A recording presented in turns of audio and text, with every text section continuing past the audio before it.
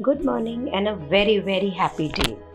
आज सच में वेदर बहुत अच्छा है और मैं सुबह जब नीचे गई थी तो बहुत सारे बंदर भी देखे मैंने and I realized that they really have freedom today to walk around. We also have freedom to walk around any moment any day. So let's get back to the book. Page number 46 पे है अभी हम, और book का नाम है the power of now. Writer है एखार्ट टोले। So the headline says letting go of psychological time. जो ये मानसिक समय हमने बनाया है उसको लेटिंग गो, उसको छोड़ देना। तो राइटर कहते हैं कि अब ये सीखिए कि समय को अपने जीवन के जो प्रैक्टिकल एस्पेक्ट है उसको कैसे यूज़ करना है। उसको हम एक नाम दे सकते हैं घड़ी का समय, यानी क्लॉक टाइम। सो क्लॉक टाइम को कैसे यूज़ करना है। तो जैसे ही आपने क्लॉक टाइम को यूज़ करना है, लेकिन इमीडिएटली उसी समय आपने वापस आना है अपने इस क्षण में, present moment awareness, when those practical matters have been dealt with. तो हम गए, हमने वहाँ पे अपना जो भी हमने सोचा, काम किया और वापस आ गए। इस तरह से आपके पास में कोई भी साइकोलॉजिकल टाइम का मानसिक समय हमने बनाया हुआ है, इसका कोई भी अंबार नहीं लगेगा। और जिससे कि और इसी मानसिक टाइम से तो निरंतर जो एक अनिवार्य बाध्यकारी प्रोजेक्शन है, कंपल्सिव प्रोजेक्शन है। इसको अगर हम हिंदी में बोलते हैं, इंग्लिश में है कॉन्टिन्यूअस कंपल्सिव प्रोजेक्शन, हिंदी में बनता है निरंतर बाध्यकारी प्रेक्षेपण। मीन्स कि हम किसी चीज़ को इस पर कंट्रोल नहीं है हमारा, तो हम पास्ट से लेकर अपनी उससे पहचान बनाकर ये सारा टाइम चलता रहता है। ये प्रोजेक्शन हमारे लिए अनिवार्य हो गया, मतलब इसके बिना हमारा काम नहीं चलता है। सो जो क्लॉक टाइम है हमारा, it is not making an appointment. इसने कोई आपसे अपॉइंटमेंट नहीं ली है और इसने कोई ट्रिप भी प्लान नहीं करा कि हाँ चलो इतने यूज़ करेंगे। ये इंक्लूड करता है आपके भूतकाल का सारा सीखा हुआ। क्यों ये क्लॉक टाइम आपके लिए क्रिएट करता है भूतकाल का, ताकि आप जो गलतियां पहले कर चुके हैं उसे ना करें। और जब आप अपने भविष्य के गोल बनाए या उद्देश्य बनाए, तो आप ये भूतकाल का जो अपना पास्ट है उससे जो जो सीखा है, उसके जो स्वरूप थे, पैटर्न थे, जो उसके लॉज थे, फिजिकल, मैथमेटिकल, उसके कोई नियम थे, उसको देख के आप अपने फ्यूचर को बेटर प्रिपेयर कर सकें। लेकिन अब यहाँ पर क्या है, ये जब तक एक प्रैक्टिकल लिविंग है तो हम बिना रेफरेंस के नहीं चल सकते कि हमको पास्ट का भी रेफरेंस चाहिए और फ्यूचर का भी चाहिए। लेकिन प्रेजेंट जो है ना, एसेंशियल फैक्टर यही है, जो चाहिए वो यही चाहिए। सो कोई भी सीखा हुआ चीज़, लेसन, पाठ जो हमारे पीछे से आ रहा है वो हम अप्लाई तो कर ही सकते हैं। कोई भी प्लानिंग करनी है फ्यूचर के लिए तो उसमें भी अप्लाई कर सकते हैं। लेकिन ये जो प्लानिंग है ना, ये हो अभी रही है, इस समय हो रही है। तो जो एक एनलाइटेंड पर्सन होता है, जिसे इस चीज़ का ज्ञान होता है, उसकी अटेंशन हमेशा इस समय के पल पर होती है और वो ऊपरी तौर पे, सही तौर पे, ऊपरी तौर पे अपने भूत और भविष्य से कनेक्टेड रहता है। इसको अगर दूसरे शब्द में बोले तो ये है कि वो अपने क्लॉक टाइम को यूज़ करता है और साइकोलॉजिकल टाइम से फ्री रहता है। मीन साइकोलॉजिकली टाइम से फ्री रहने का मतलब है कि उसमें निरंतर उसके अंदर भ्रमण नहीं करता, और क्लॉक टाइम में रह के साइकोलॉजिकल टाइम में हुई चीज़ों को यूज़ करके अपने लाइफ को प्लान करता है।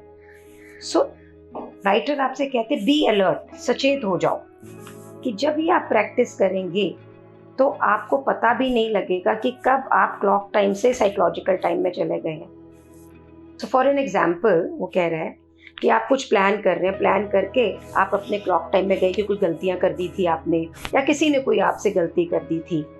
अब या तो वो जो गलती थी उससे क्या शिक्षा मिली, उसको लेके हमने आगे का भविष्य बेटर प्लान किया, या हम उस पर भुन भुन करते रहे, मेंटली ये हो रहा है और उसी के ऊपर ध्यान है, उसी पे हम ड्वेल किए जा रहे हैं, बिल्कुल मानसिक रूप से आलोचक बन गए हैं, पछता रहे हैं, गिल्ट हो रहा है कि क्या, क्यों किया, इसने क्यों किया, मैंने क्यों किया। अगर हम ये कर रहे हैं कि मी, माइन, ये वो, इसी को अपने सेंस का हिस्सा, इसी से हमने अपनी आइडेंटिफिकेशन बना दी, तो हम क्लॉक टाइम यूज़ नहीं कर रहे हैं, हम साइकोलॉजिकल टाइम यूज़ कर रहे हैं। लेकिन इससे सीखा कि अच्छा मैंने ये किया तो ये हुआ, तो हम उससे क्लॉक टाइम यूज़ करें। मैं इसका एग्जांपल आपको कल का बता रही हूँ। मेरी एक लड़की काम छोड़ के चली गई थी, हमने ज़रूरी है बिज़नेस के लिए उसको फ़ोन करके इससे बात करवाई कि भाई वो क्यों काम छोड़ के गई है। तो उसने बोला कि मैडम तो बहुत चिल्लाती है, यानी मैं बहुत चिल्लाती हूँ, मेरा तो 1 मिनट के लिए तो किताब विताब सब भूल गई, मैं पारा तो बिल्कुल आसमान पे था और दुख में थी मैं फॉर 2 मिनट्स कि मैंने 1 हफ्ते पहले इसको हेल्प की, इसके घर पे अनाज भेजा, इसको पैसा दिया, इसको सब कुछ दिया, और आज ही मेरे को कह रही है मैडम चिल्लाती है, और मेरे से तो कोई बहस भी नहीं हुई। तो और मैंने, मेरे हस्बैंड बैठे थे, उनको बोला अभी मैंने इसको 7 दिन पहले ये दिया, एंड इमीडिएटली मुझे मेरी बुक याद आई एंड आई अंडरस्टूड मैं क्या कर रही हूँ। मैं पास्ट में उसको कोई हेल्प करी हुई है, उसको मैं अपने प्रेजेंट में लेकर आ रही हूँ, और जब मैं उसको प्रेजेंट में लेकर आ रही हूँ तो एक एक्सपेक्टेशन के साथ लेकर आ रही हूँ कि मैंने उसकी हेल्प की थी तो उसको ऐसे बिहेव करना चाहिए था। तो क्या जब मैंने उसे हेल्प की थी तो उससे कोई सर्टिफिकेट लिखाया था कि मैं चिल्लाऊंगी तो कुछ ना करना। तो मैं उस वक्त, बिकॉज ये बुक मैंने चैप्टर आपके साथ सुबह पढ़ा हुआ था, तो मैंने बोला Shalini Beriwal, now is now, उसके हिसाब से आप चिल्लाती हैं। क्या आप चिल्लाती हैं? तो मैंने देखा हाँ, मुझे जब गुस्सा आता है तो मैं चिल्लाती हूँ। तो उसने कोई गलत नहीं बोला। अब मैं कैसे कम्युनिकेशन करूं कि बिना अपनी आत्मा का हनन किए इस कम्युनिकेशन को ब्यूटीफुली करके और इस चीज़ को ख़त्म करूं और अपने आप को देखो, क्योंकि ट्रांसफॉर्मेशन बाहर नहीं है, ट्रांसफॉर्मेशन मैं उस लड़की में एक्सपेक्ट नहीं कर सकती हूँ, मैं फिर दूसरी चीज़ों में मानसिक रूप में उलझ जाऊंगी। ट्रांसफॉर्मेशन मेरे अंदर ही है। सो आई हैव टू सी कि व्हेन आई एम अनहैप्पी, जब मेरा काम नहीं हो रहा है, तो मैं उस चीज़ों को किस तरह से करूं ताकि दूसरे आदमी को वो चिल्लाना नहीं, उसके अंदर मतलब नजर आए। So I have taken it on कि मैं अब बिल्कुल भी नहीं चिल्लाऊंगी। और मेरा ये जो स्टेट था ये 10-15 मिनट रहा और मैंने अपने आप को बिल्कुल कंपोज किया and I told my self, मेरे नाव में सिर्फ ये है कि मेरे बिजनेस को उसकी ज़रूरत है और उसको हम कैसे लेकर आए बिना बेगिंग किए, बिना उसके नोरे गाड़े, और अपने आप को भी उससे डिस्टर्ब ना करें। And believe me, within 15 minutes मेरी स्पेस बिल्कुल क्लीन थी and we are working on it. तो राइटर का यही कहना है कि ये जो मी, माइंड, सेल्फ, ये सबको साइकोलॉजिकल टाइम को ख़त्म करें। यही हमें एक नकली sense, false sense of identity देता है, हमें पहचान बनाता है। मेरी पहचान है कि मैंने उसकी हेल्प की और वो चिल्लाई, मेरी ये पहचान नहीं है। नो, मेरी ये पहचान है कि मैं एक डिज़ाइनर हूँ और मैं अपने बिजनेस के लिए काम करती हूँ और वो मेरी एक एम्प्लॉई है और उसका ध्यान रखना भी मेरा फ़र्ज़ है। अगर उसे मेरी किसी बात का बुरा लगा तो मुझे उसे एजुकेट करना है कि ऐसा लाइफ में होगा, मुझे उसको भी एजुकेट करना है कि वो इसको साइकोलॉजिकल टाइम ना बनाए और अपने जीवन का कंसर्न देख के आगे से बिहेव करे। सो नॉन फॉरगिवनेस, क्षमा ना करना, जनरली बहुत बड़ा बर्डन रखता है साइकोलॉजिकल टाइम पर। क्षमा ना करना, ना करने देना, आज़ादी नहीं मिलती। नेल्सन मंडेला की अगर ज़िंदगी पढ़े, ये बुक में नहीं है, ये मैं बता रही हूँ, जिस वक्त उन्हें लेकर जाया गया, आज़ादी मिली उनको जब टॉर्चर से निकला गया, तो उन्होंने उस वक्त ये बोला कि मुझे इन सब लोगों को यही माफ़ करके निकलना है, नहीं तो सारी ज़िंदगी के लिए मैं खुद कैदी हो जाऊँगा। और जिस वक्त उनको प्राइम मिनिस्टर के लिए शपथ दी गई तो उन्होंने अपने वार्डन वगैरह सबको बुलाया वहाँ पे। 18 साल तक उन्हें टॉर्चर किया गया था। तो अगर वो क्षमा कर सकते हैं और अपनी ज़िंदगी में आज़ादी ला सकते हैं तो हम भी कर सकते हैं। और राइटर कहते हैं, अगर आपने अपने लिए कोई गोल सेट कर लिया है और आप उसकी तरफ जा रहे हैं तो आप एक क्लॉक टाइम यूज़ कर रहे हैं। अब आप ये चीज़ के लिए बिल्कुल सचेत रहें कि आपने कहाँ जाना है और उसको पूरा ऑनर दें, पूरी अटेंशन दें हर स्टेप को वहाँ जाने के लिए।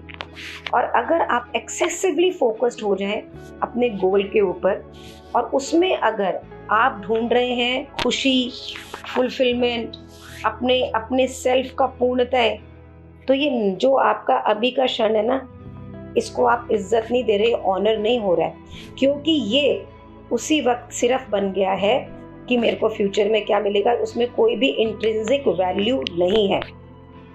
सो ये क्लॉक टाइम से साइकोलॉजिकल टाइम में हो गया।